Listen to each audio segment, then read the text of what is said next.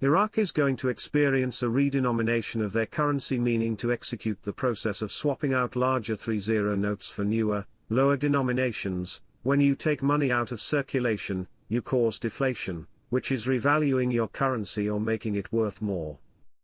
There is also all the other assets and variables involved that will force the system to bring back the dinar to its nominal value, finally.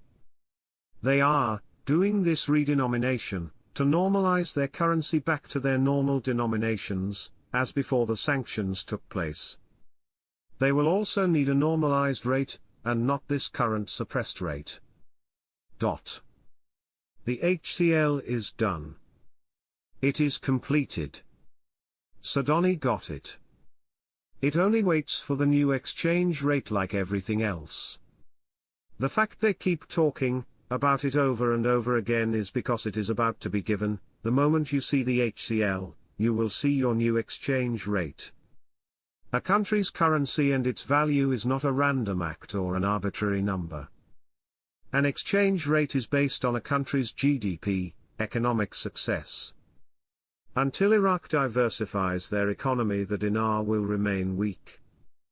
U.S. Senate enters the line of pressure on the Central Bank of Iraq. Iraq is a different country and has grown significantly since 2014, however we are concerned ISIS is not completely destroyed, as many would believe. My second concern is oil prices are set to go down in early 2025 because demand is expected to decrease. Because Iraq relies heavily on oil prices for salaries for government workers, we, along with the IMF and the Iraqi parliament, are concerned this could affect Iraq. What will have a profound impact on the global financial system? IMO, is the Middle East reinstating their currency to what it was before. Going 1-to-1 isn't going to cut it. Going to a full-blown reinstatement would do that. Also having a real effective exchange rate applied would do that. That's the type of profound impact I'm expecting. Sudani mentioned a couple of times that the dinar is stronger than the dollar. Keep all that in mind. Iraq increased reserves at the IMF by 50%. This is huge.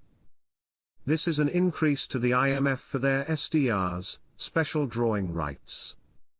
In other words, when a country comes for a loan to the IMF, they are borrowing from Iraq.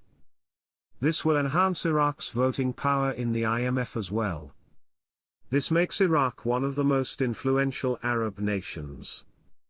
We know we have World Trade Organization ascension coming, and they are now taking a lead role in loaning funds to other countries in need and writing policies for the region with the IMF. They are close to restoring stability and faith to their country and their currency. I am excited on what we are seeing coming out of Iraq as of late. The College of Administration and Economics at the University of Mosul holds its International Scientific Conference on Development and Financial and Economic Stability to Restore Confidence in the Iraqi Dinar. The conference aimed to highlight the role of economic policies in achieving stability and restoring confidence in the Iraqi dinar, concerning the CBI announcing to you Iraqi citizens that they are activating the banking reforms. That means they are activating the monetary reform. They're going to give you your new lower notes. They are going to give you your new exchange rate. They're going to give you the keys to the ATM. You are now going to be receiving your purchasing power not only through the new exchange rate but via the HCL and the jobs the economic reform is about to produce. The CBI needs to shrink the monetary mass by two-thirds. It appears they are now beginning to bring in their hard currency to the banks for deposit. I was told, by my CBI contact, that this process is part of the project to delete the zeros, and her committee is now working with the banks to retrieve this hard currency. The project to delete the zeros has begun. Wow. Wow. Wow.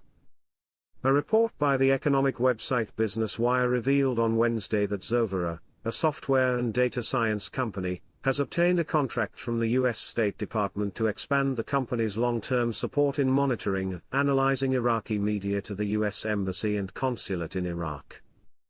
The report, which was translated by Al Maluma Agency, stated that Exavera will summarize massive amounts of information every day into continuous analytical reports to help U.S. embassies see critical content and trends and make confident, data-driven decisions.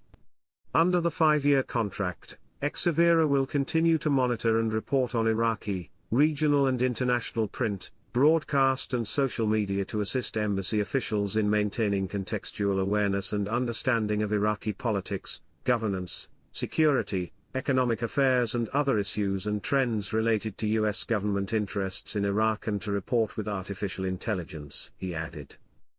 With a demonstrated depth of analytical capabilities, local and regional contextual knowledge, and editorial judgment, the U.S. diplomatic mission in Iraq relies on Exavera's experts and technology to provide comprehensive situational awareness, said Exavera CEO Bob Soghigian.